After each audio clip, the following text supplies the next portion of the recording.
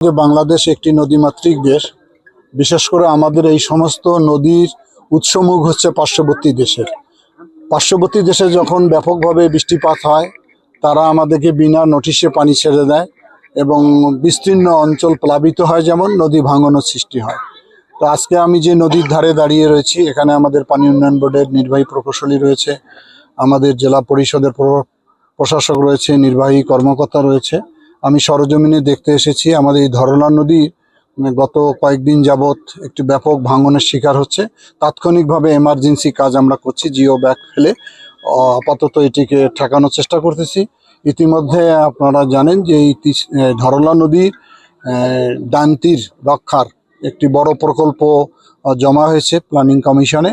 এটি হয়তো অনুমোদন হয়ে গেলে শীঘ্রই এখানে উত্থাপিত হয়ে গেলে প্রায় 300 কোটি টাকার একটি এস্টিমেট করা হয়েছে, যাতে স্থায়ীভাবে আমরা এটা ডান তীর রক্ষা করতে পারি।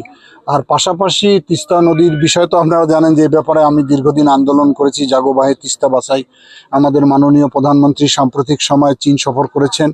চীন আমাদেরকে এই ব্যাপারে কারিগরি সহায়তা, আর্থিক সহায়তা দেওয়ার আশ্বাস দিয়েছেন এবং উনি মহান পার্লামেন্টে দাঁড়িয়ে সেদিন অত্যন্ত দৃঢ়তার সঙ্গে বলেছেন যে ইনশাল্লাহ আমাদের সরকারই এই তিস্তা মহাপরিকল্পনা এবং ব্যারেজের কাজ শুরু করবে। আমি সেখান থেকে অনেক আশাবাদী, কারণ আমি সরকারের মধ্যে আছি যেহেতু। প্রায় প্রতিনিয়ত মাননীয় প্রধানমন্ত্রীর সঙ্গে আমার এই ব্যাপারে কথা হয় এবং উনি অত্যন্ত আন্তরিক। আমরা আশা করি এটি কারিগরি সমীক্ষা চলছে, কারিগরি সমীক্ষা শেষ হয়ে গেলে তারপরে আমরা এটা এখানে তুলে এই কাজ শুরু করবো ইনশাল্লাহ।